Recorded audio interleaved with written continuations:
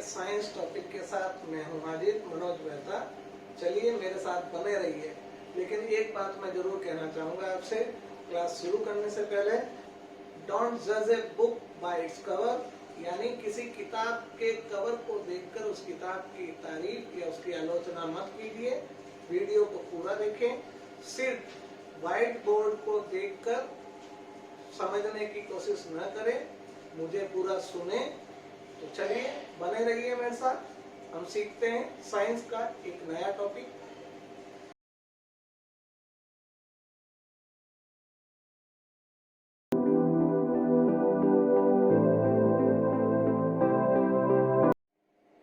नमस्कार, मैं मनोज मेहता, आपका हार्दिक स्वागत है मेहता सर की क्लास में।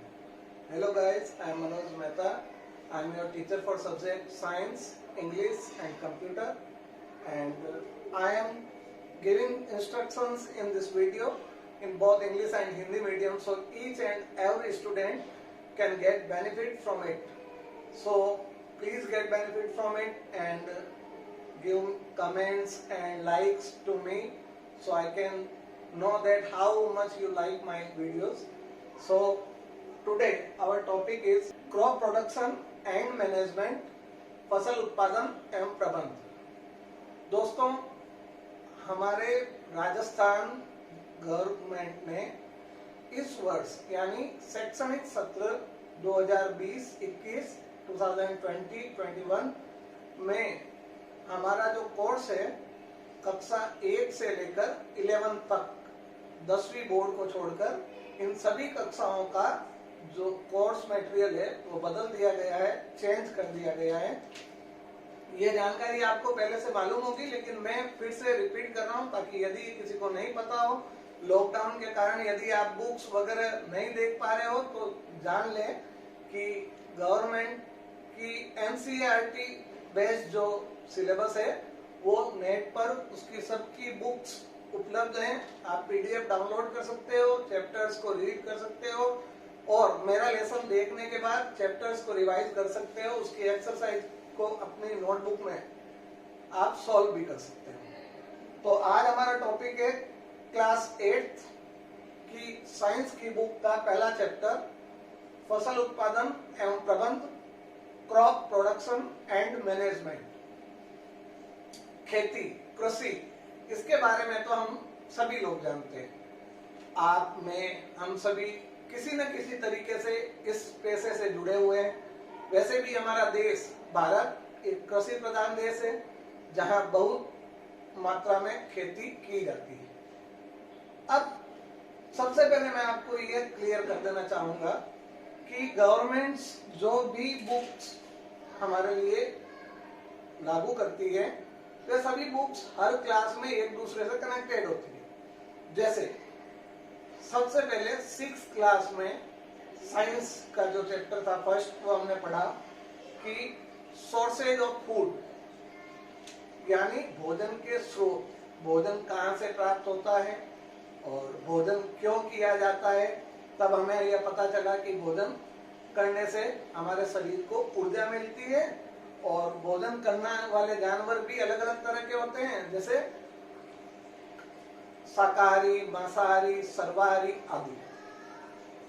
फिर 7th कक्षा में हमने पहला चैप्टर साइंस में पढ़ा कंपोनेंट्स ऑफ फूड, भोजन के अवयव, यानी भोजन में जो न्यूट्रिएंट्स पाए जाते हैं, कौन कौन से न्यूट्रिएंट्स हमारे शरीर में क्या क्या कार्य करते हैं, ये सब हमने उसमें सीखा था। अब जब हमें सब चीजें पता चल चुकी है कि हमें भोजन पेड़ पौधों से प्राप्त होता है, जानवरों से प्राप्त होता है और उनमें न्यूट्रिएंट्स पाए जाते हैं, तो अब सबसे बड़ा टॉपिक जो 8th क्लास की साइंस की बुक में पहले चैप्टर में दिया गया है कि पूरे भारत में रहने वाली इतनी बड़ी जनसंख्या के लिए हम लोग अनाज का, भोज्य पदार्थों का आपूर्ति किस प्रकार कर सकते हैं।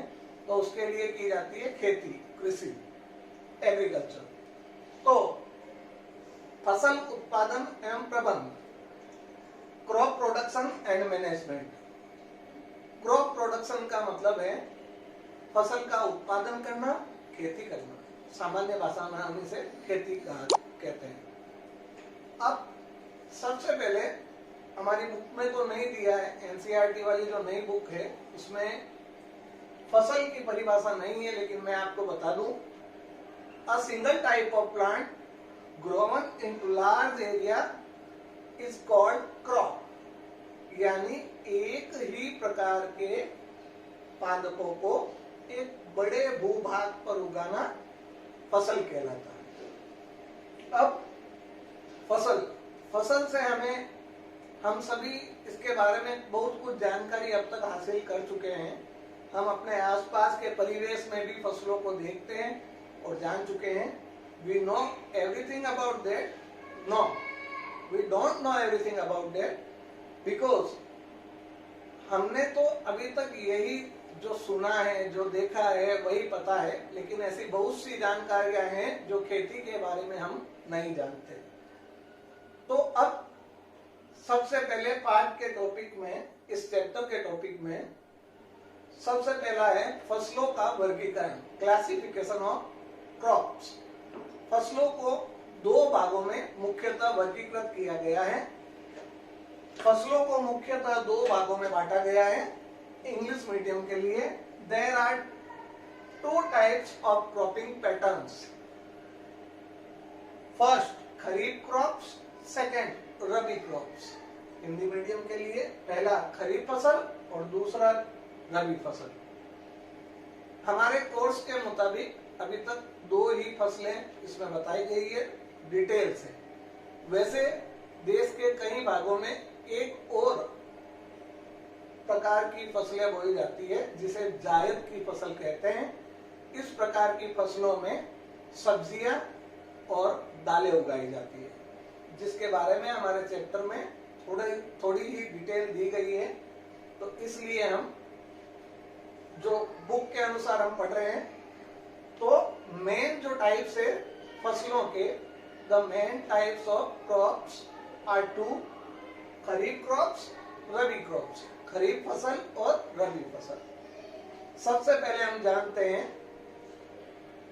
खरीफ की फसल के बारे में। मैं आप लोगों को मेरी एक टेक्निक के बारे में बताता हूं, जो एक बहुत ही अच्छी अप्रोच है बोर्ड एग्जाम्स के लिए। जैसा कि हम सभी जानते हैं, बोर्ड एग्जाम्स में अधिकतर जो क्वेश्चंस आते हैं वो पाठ की समझ के आधार पर आते हैं, यानी आपने अपने समझ में कितना ग्रहण किया उस पाठ को, उसके आधार पर आते हैं। उसका यह आधार नहीं होता कि आपने रटा कितना है। तो इसलिए मैं आपसे एक रिक्वेस्ट जरूर करना चाहूंगा कि जब भी किसी चैप्टर को पढ़े तो उसे रटने की बजाय समझने की ज्यादा कोशिश करें और क्वेश्चंस पुटअप करके उसका आंसर ज्ञात करें। यानी यह टेक्निक कैसे होती है मैं बताता हूं आपको। जैसे अब हमारे पास फर्स्ट पॉइंट है खरीफ क्रॉप्स, यानी फसलों के दो प्रकार में से पहला प्रकार खरीफ फसल, खरीफ क्रॉप्स। तो सबसे पहले हम प्रश्न पुटअप, क्या प्रश्न बन सकता है सबसे पहला किसी भी चीज के बारे में, what do you mean bye kharif crops. English में पहला प्रश्न बोला है मैंने। दूसरा, व्हाट इज खरीफ क्रॉप्स। तीसरा, डिस्क्राइब खरीफ क्रॉप्स। अब इन तीनों प्रश्नों को हिंदी में रिपीट करता हूं मैं। खरीफ क्रॉप से आप क्या समझते हैं। दूसरा, खरीफ फसल किसे कहते हैं।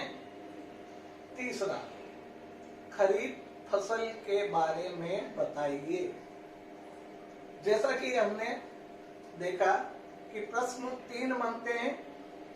बोर्ड एग्जाम्स में हमेशा क्वेश्चंस इसी प्रकार से पुटअप किए जाते हैं। अब मान लो आपने फर्स्ट प्रश्न जो था वो पुटअप किया, वो समझा, तो इन बोर्ड एग्जाम्स में आ गया सेकंड क्वेश्चन। तो इस तरह से भाषा बदल दी जाती है लेकिन उनका आंसर सेम रहता है। जैसे खरीफ फसल किसे कहते हैं, खरीफ फसल से आप क्या समझते हैं और खरीफ फसल के बारे में बताइए।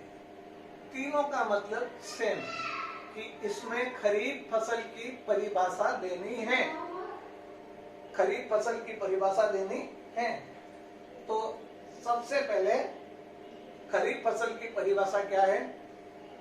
The crops which are grown in rainy season are called kharif crops, यानी वह फसल जिसे वर्षा ऋतु में बोया जाता है खरीफ फसल कहलाती है। हम अक्सर देखते हैं हमारे भारत में अधिकतर किसान जो हैं वो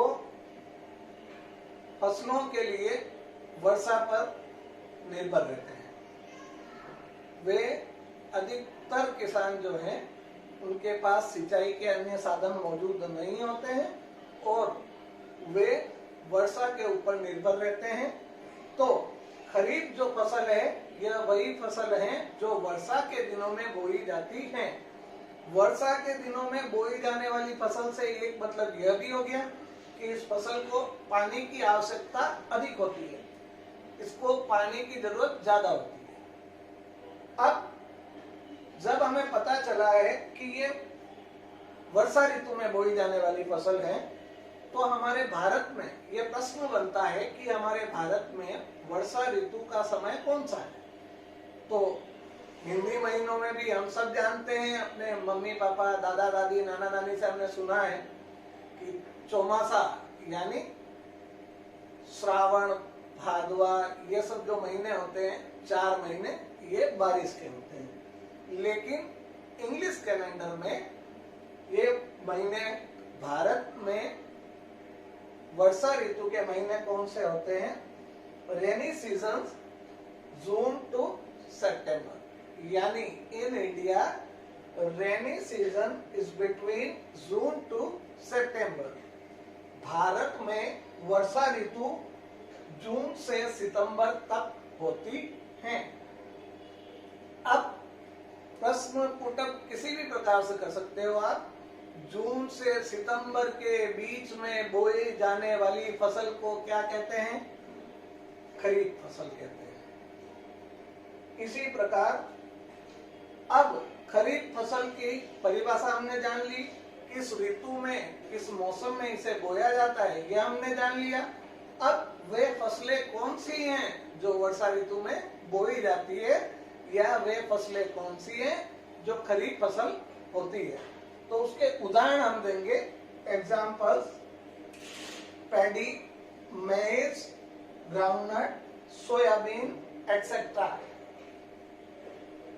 हिंदी मीडियम के लिए उदाहरण धान, मक्का, सोयाबीन, मूंगफली आदि।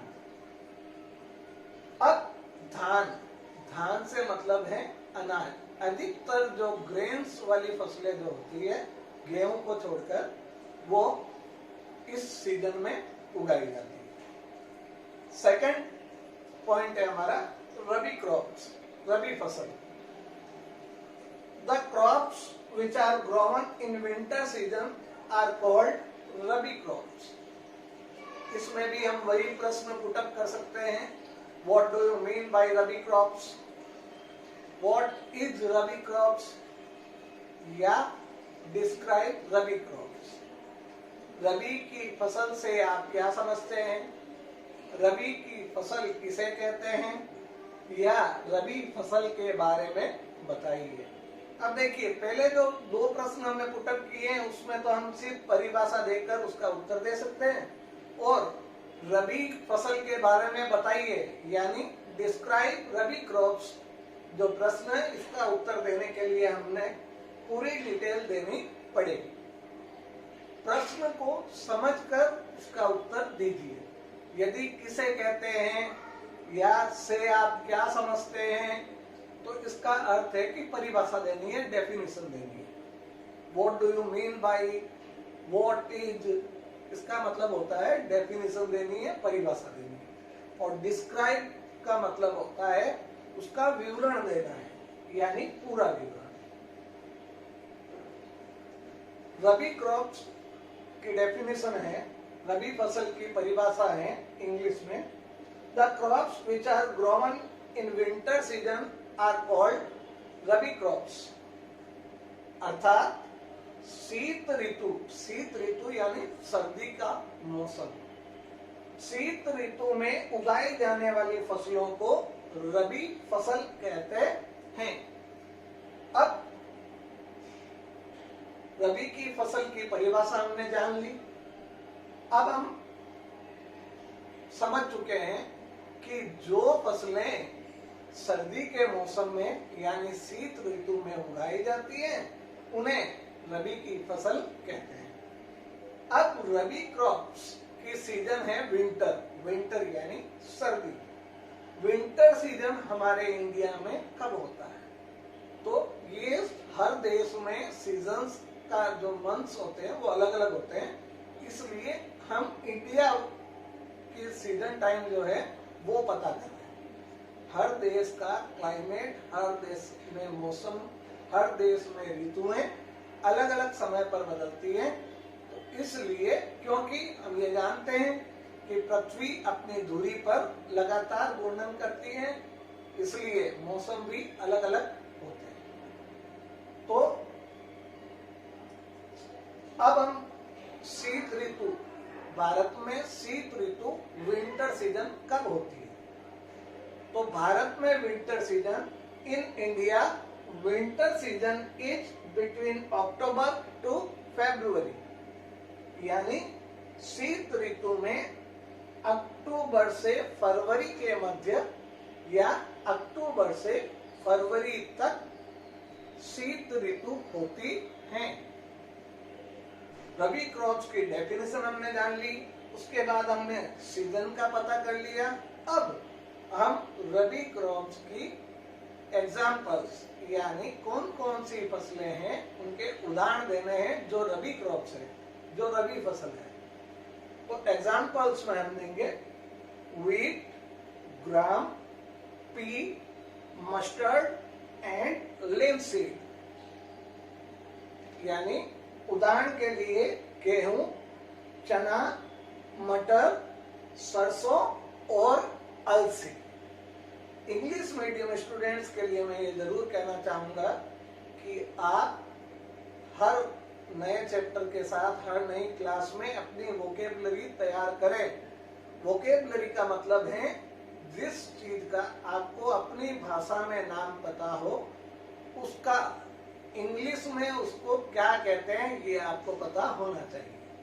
तब आप किसी भी प्रश्न को अपनी समझ के आधार पर हल कर सकते हैं, उसका उत्तर दे सकते हैं। जैसे अलसी, अलसी एक बीज होता है जिसका तेल भी निकलता है और जिसको दवाई के रूप में प्रयोग भी किया जाता है। अब आपको ये पता है कि शीत ऋतु की जो फसल होती है, रबी की फसल में अलसी उगाई जाती है, लेकिन यदि आपको यह नहीं पता है कि उसको इंग्लिश में क्या कहते हैं, वोकेबलरी आपकी अच्छी नहीं है, तो आप मेरी ओर से यह सब समझ के भी उसका उत्तर नहीं लिख पाओगे। इसलिए वोकेबलरी को तैयार करें, जो भी नए वर्ड्स हिंदी में पता करें उनकी इंग्लिश पता करें, जरूरत हो तो उसे नोट कर लें और इस प्रकार से इंग्लिश मीडियम की तैयारी अच्छे से करें। क्योंकि हिंदी मीडियम में मन की भाषा से लिखा जा सकता है, लेकिन इंग्लिश मीडियम में मन की भाषा से तभी लिखा जा सकता है यदि आपकी वोकेबलरी तैयार होगी। यदि आपको शब्दों का ज्ञान इंग्लिश और हिंदी दोनों में होगा तो, जैसे हिंदी में तो आप वर्ड्स जानते हो, लेकिन उसका इंग्लिश में उसकी क्या स्पेलिंग है, उसको इंग्लिश में क्या कहते हैं, यदि यह आपको नहीं पता हो तो आप आंसर अपने मन से नहीं दे पाएंगे। मैं अपने आगे के वीडियोस में आपको क्वेश्चंस के को समझकर उसका उत्तर कैसे देना है ये ट्रिक्स भी बताऊंगा, कंप्यूटर से संबंधित ट्रिक्स भी बताऊंगा और इंग्लिश के लेक्चर्स भी बताऊंगा। तो आप मेरे साथ बने रहिए।